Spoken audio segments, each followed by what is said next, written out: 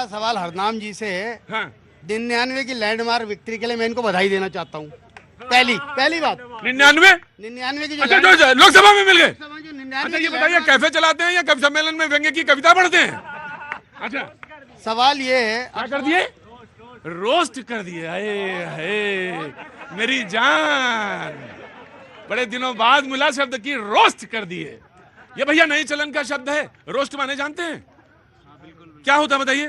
Roast एक दूसरे को ठोक देना। हाँ? ठोक देना। हाँ, मतलब रोस्ट मतलब वो जो आजकल डिजिटल की है। तो 99 के लिए बधाई देना चाहता हूं कांग्रेस को। और बहुत बढ़िया भूमिका बांधी अभी हरनाम भाई ने कि हम कांग्रेस जम्मू कश्मीर में चुनाव लड़ेगी। मुझे सिर्फ एक बात का जवाब चाहिए। राहुल गांधी जी ने बोला है जो बाहरी आएंगे सब कुछ ले जाएंगे, वो बाहरी कौन है? प्लीज इलोबरेट यहाँ पब्लिक में। वेरी गुड, बहुत अच्छा सवाल। ये मेरे दिमाग में भी था लेकिन आपने पूछा कि वो बता दीजिए कि राहुल गांधी ने यह कहा जम्मू कश्मीर में बोला कि जो बाहरी लोग आएंगे वो आपके अधिकार को छीन ले जाएंगे। कृपया इलोबरेट करिए, विस्तार से बताइए कि कश्मीर में बाहरी कौन है? देखिए, जहां तक आप इस शब्द की बात कर रहे हैं, हर राज्य के नागरिकों का उस राज्य की संपदा पर, उस राज्य के अधिकारों पर सबसे पहला हक होता है। चाहे आप असम की बात करें, राजस्थान की बात करें, हर राज्य प्रोक्योर करता है कि उसके राज्य के नागरिकों को सबसे पहले वहां के रोजगार मिलेंगे, वहां की सुख सुविधाएं मिलेगी, वहां पर जितना वैभव। हरनाम भाई, यासिर जिलानी का निकाह श्रीनगर में हो गया और यासिर जिलानी की जो धर्मपत्नी है उनकी प्रॉपर्टी वहां पर है, एक होटल है वहां पे इनके नाम, इनके पिताजी उनके नाम कर गए थे। तो इनसे यासिर से शादी हो गई, निकाह हो गया, तो लड़की का राइट बचेगा या चला जाएगा? बाहरी कौन रहा? देखिए, तो वो लड़की बाहरी हो गई। देखिए ऐसा है, जब वो बाय बर्थ अगर अपने पिता की संपत्ति हेरिडेटरी कर रही है तो स्वाभाविक है। सर 370-35 के यही है कायदे कानून। अरे साहब, 370-35 के बाद भी देश में बहुत सारे कायदे कानून बनाए जा सकते हैं, बने हैं और बनते रहेंगे। कोई 370। चलिए अच्छा ये मारिए छोड़िए। मैं सफाई कर्मचारी हूं, जम्मू कश्मीर का सफाई कर्मचारी हूं। मुझे ना तो वोट डालने का अधिकार है, ना मुझे वहां पर प्रॉपर्टी तो छोड़िए सर, वोट डालना तो सबसे पहली चीज है। ना तो मेरा कोई अल्पसंख्यक आयोग है, ना ST का लेके कोई आयोग है, ना तो मेरा राइट टू इंफॉर्मेशन है।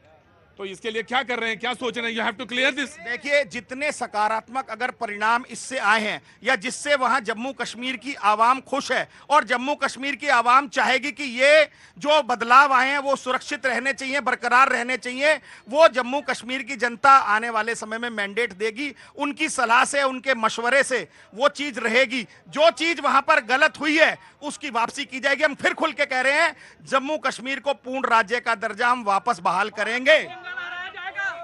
भारत का तिरंगा लहराया जाएगा। संविधान, हमारा संविधान जो देश में लागू है वो कश्मीर में लागू होगा। फिर वहाँ ISI का झंडा नहीं लहराया जाएगा, वहाँ पर भारत के तिरंगा लहराने वालों को लाठियां नहीं पड़ेगी। ये सब आपको प्रूफ देना पड़ेगा, नहीं ये भारत की जनता आपको उखाड़ फेंकेगी। हमसे प्रूफ एक बात बताइए, इस देश के नहीं बिल्कुल जी, इस देश के तिरंगे के लिए करोड़ों कांग्रेस के लोगों ने आजादी अंग्रेजों को भगाया, इस देश शहादत दी है। इस देश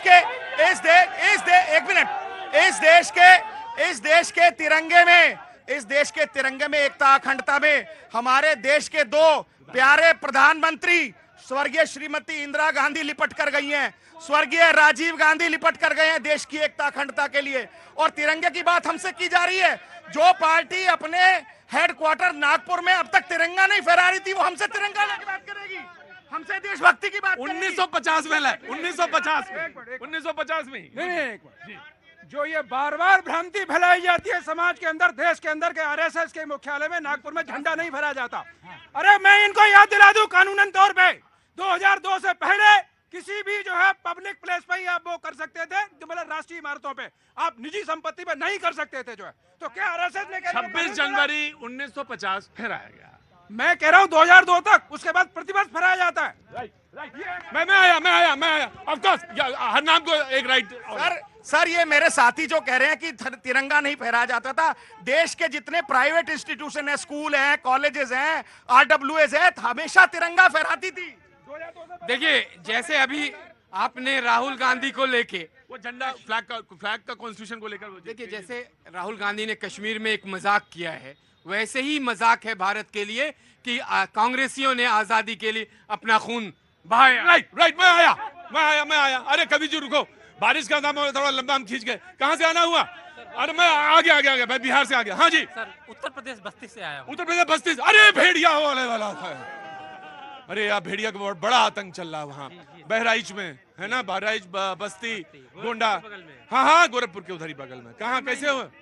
मैं नेताओं के लिए एक बात कहना चाहता हूँ। नेताओं के लिए? नेताओं के लिए बोलो। मैं लिखता भी हूँ, कवि हैं? कवि हैं। अरे रुको भाई। हाँ जी। एक नेता ने कहा कवि से, यानी हमसे, हाँ। एक नेता ने कहा कवि से कि मुझे अपने घर दावत कब बुला रहे हो? हाँ। मुझे अपने घर दावत कब बुला रहे हो? तो कवि ने कहा भाई नाग पंचमी के दिन आ जाना।